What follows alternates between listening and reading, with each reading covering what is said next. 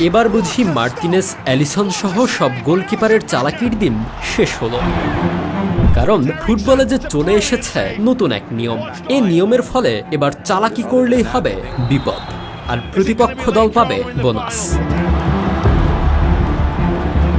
ফুটবলে এমন ঘটনা হরহামেশায় দেখা যায় যে নিজের দল এগিয়ে থাকলেই দলের বাকি সব খেলোয়াড়দের মতো গোলকিপারও সময় নষ্ট করতে উঠে পড়ে লাগে। উদ্দেশ্য থাকে যে করেই হোক ম্যাচ জিততে হবে, আর প্রতিপক্ষ যেন গোল করার জন্য কম সময় পায়। আর এমন সব উদ্দেশ্যই এবার নস্যাৎ হবে ইন্টারন্যাশনাল ফুটবল অ্যাসোসিয়েশন বোর্ডের নতুন এক নিয়মে। সময় অপচয় করার ফলে সাধারণ কোনো ম্যাচ থেকে গুরুত্বপূর্ণ আসরের ফাইনাল ম্যাচ, সব ম্যাচেই বিরূপ প্রভাব পড়ে, নষ্ট হয়ে যায় খেলার সৌন্দর্য। কখনো কখনো দর্শকদের কাছেও এমন ঘটনাগুলো বিরক্তির কারণ হয়ে দাঁড়ায়।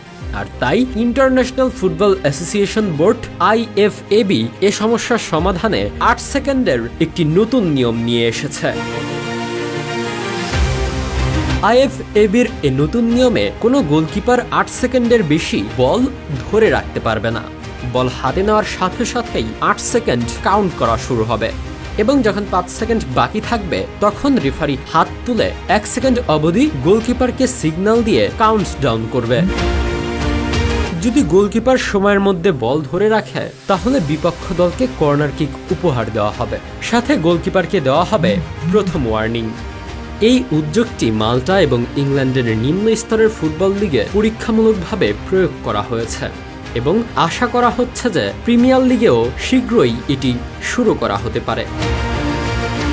IFAB এর পরিচালক প্যাট্রিক নেলসন সেই চ্যাম্পিয়নশিপগুলোতে এই নিয়মের কার্যকারিতা সম্পর্কে মন্তব্য করেন। এখন পর্যন্ত প্রাপ্ত তথ্য অনুযায়ী গোলকিপাররা আর 8 সেকেন্ডের বেশি বল ধরে রাখছে না।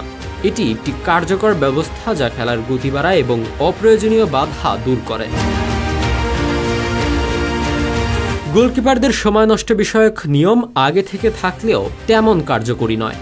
বর্তমান নিয়ম অনুযায়ী যদি কোনো গোলকিপার 6 সেকেন্ডের বেশি সময় ধরে বল ধরে রাখে তাহলে রেফারি একটি পরোক্ষ ফ্রি কিক নির্দেশ করেন, যদিও এটি খুব কমই প্রয়োগ করা হয়। তবে খেলার স্বাভাবিক গতি ব্যাহত করা গোলকিপারদের শাস্তি দেওয়ার জন্য IFAB যে নতুন নিয়মটি তৈরি করেছে তা ইতিবাচক পর্যালোচনা পেয়েছে। এই নিয়ম ফুটবলের আধুনিকায়নের একটি বিস্তৃত পরিকল্পনার অংশ, যা বেশ কিছু নতুন নিয়ম অন্তর্ভুক্ত করেছে। এর মধ্যে উল্লেখযোগ্য একটি হল অফসাইড নিয়মে সম্ভাব্য পরিবর্তন, যা প্রাক্তন ম্যানেজার আর্সেন ওয়েঙ্গার সমর্থন করেছেন। এই পরিকল্পনার লক্ষ্য হল ছোটখাটো বিষয়গুলিতে বিতর্কিত সিদ্ধান্ত এড়িয়ে খেলার মৌলিক চেতনা অক্ষুণ্ণ রাখা। যদিও এখনো সেরা বাস্তবায়ন পদ্ধতি নিয়ে ঐক্যমত্যে পৌঁছানো যায়নি, তবে ধারণা করা হচ্ছে আগামী কয়েক বছরে এ ব্যাপারে পরিবর্তন আসতে পারে।